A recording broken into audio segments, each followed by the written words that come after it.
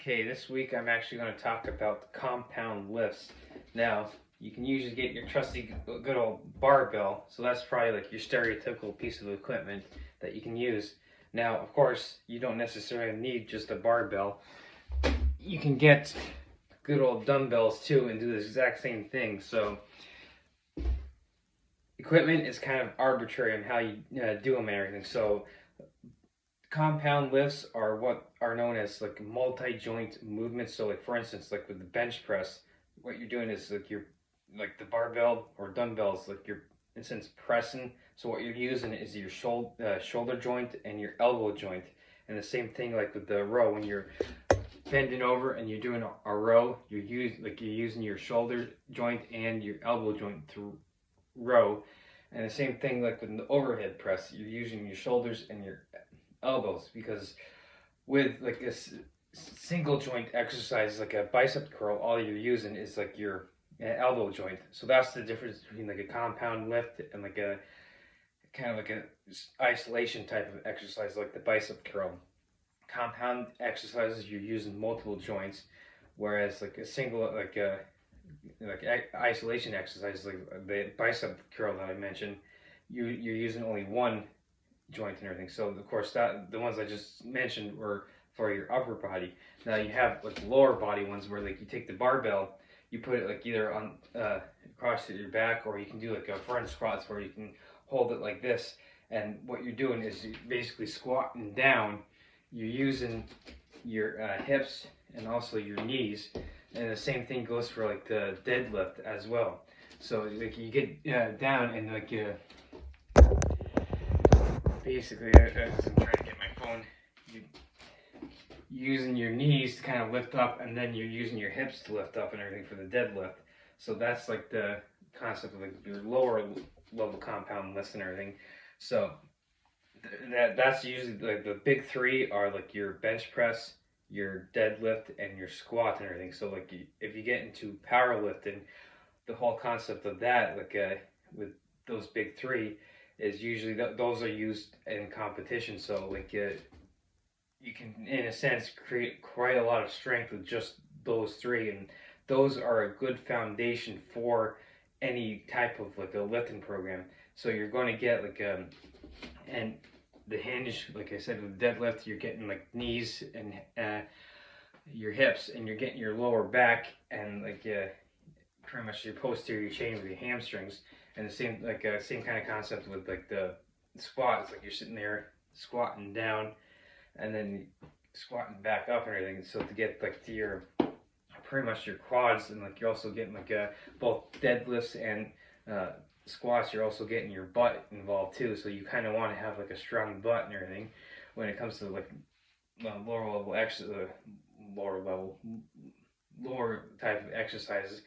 Yeah, and the reason like bench press is part of the big three is because like you can, in a sense, generate a lot of force by pushing and everything. So if you look at like some of like in the going in online and you check out like all the numbers and everything, a lot of those powerlifters can sit there in a squat up to like 1200 pounds. So like I said, they're taking this, they're squatting down and squatting back up like over half a ton of weight and everything. And the same kind of concept with the deadlift.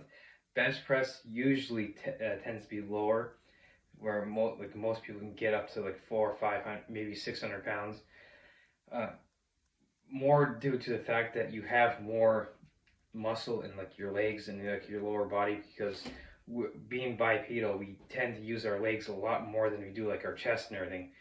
And legs are used pretty much like to walk and to like move and everything. So that's our locomotion. So whereas the chest is just pretty much to be moving like the arm pretty much just across the body and everything. So obviously you're going to be able to create a lot more muscle in like your lower body than you are your upper body. But the one thing I don't like about powerlifting is it kind of creates an imbalance in that it doesn't necessarily like the barbell row that I mentioned, that is also a compound movement, because just doing the big threes with the upper body, just doing bench press, you get just the chest and everything, and not like the back little back and everything. So you want to create that balance and everything, because if you're just sitting there doing bench press and like basically like working on what's known as the mirror muscles, like the stuff you can see in the mirror, then you're going to be creating that imbalance, and so you're kind of going to get that the hunched over, and you kind of look like a freaking gorilla. And so this is why you want to like do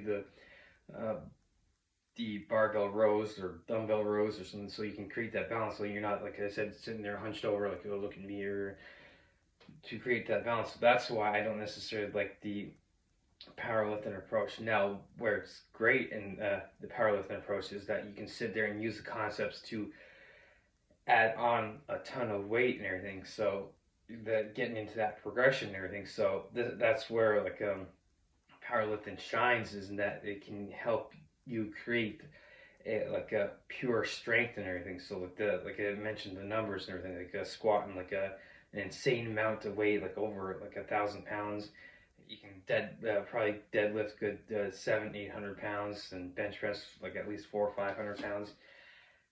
For the average person, unless you're getting into powerlifting to compete and everything, you probably don't want to sit there and get up to that insane godly amount of weight and everything. So now, is it good to sit there and try and progress to like at least a certain level? Yeah, it is. So that way you have at least that good foundation of strength and everything. So this is like a where like you can pull in like the powerlifting concepts for your training and everything. And the same thing kind of goes for like a bodybuilding. And bodybuilding, you're geared more towards like aesthetics. Like if you look at like Mr. Olympia competition, a lot of those guys, like you look at like 6.5 feet tall, 275, 300 pounds, and they're shredded to the bone and everything. So they're going for aesthetics. And again, that's kind of like unrealistic for most of us, because those guys are on steroids and everything. So now, does that mean that we're going to sit here and not do stuff to make look better and everything? Because yeah, that's kind of like a goal that we want, because we want to look and feel better. So with compound moves, both of those approaches use compound lifts, because this is going to want you're going to want to make compound lifts the foundation of your training, because like I said, it's multi joint. Like for instance, like with the leg curl machine, I'm just sitting you're sitting down and just raising your knee and everything. So that would be like a single joint exercise.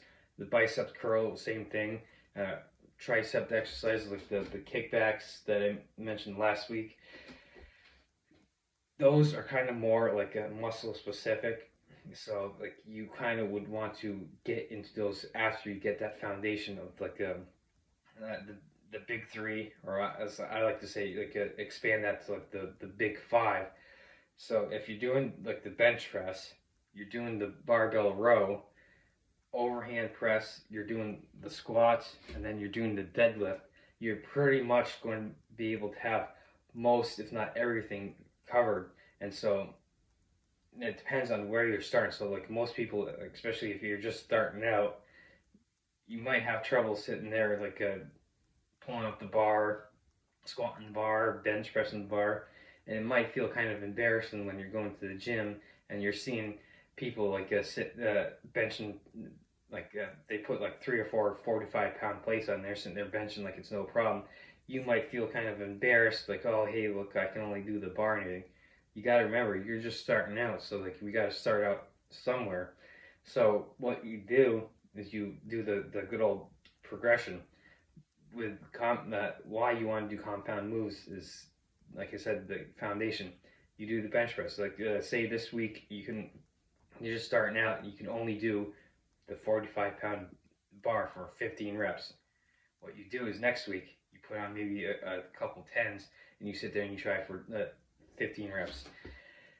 And then the same thing goes to the concept for squats and deadlifts, and you want to incorporate the overhand press and the rows, so that way you can get a complete basis of your training. So I'm going to expand on, don't do just the big three of like your bench press, your squats, and your deadlifts. You also want to incorporate the overhand press and the row, so that way you can create, like, in a sense, that good foundation. So getting into like a full body split, that those 5 exercises would be great to start off with a full body training routine, because you're getting, in a sense, everything, because you're still using your biceps and your triceps and things like with the row. You're also using your biceps, because those tend to be like muscles that work with your back. So like I said, as you can see with the movement, as you're pulling, you're also using your bicep to kind of pull as well.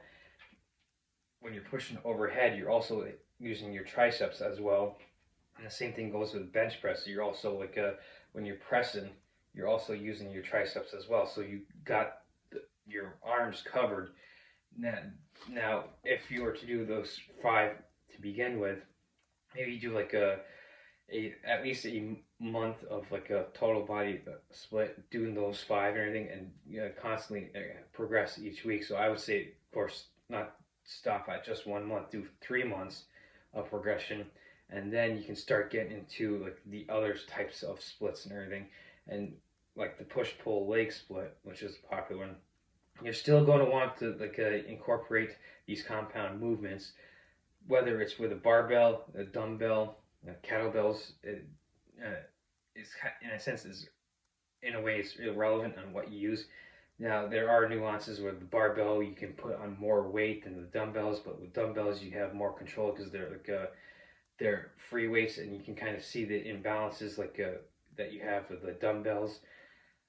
But for the most part, with getting started off with those 5 compound lifts of like the squats, the deadlift, the bench press, the row, and the overhand press, you will have like a good foundation for your lifting and everything. And of course, you're always going to want to continue incorporating that throughout your career, on no matter what split you do. So those are kind of like a quick video on like the compound movements that you want to incorporate, kind of talking about like getting into like the different ideas of powerlifting and bodybuilding as well. So like of course this isn't necessarily going to be an all-inclusive video. This is just a quick one, like, hey, look, here's the compound movements, here's what you can do, and here's how you can get started. And so this is just like a video to kind of give you an idea on how to like incorporate different aspects for your lifting and everything.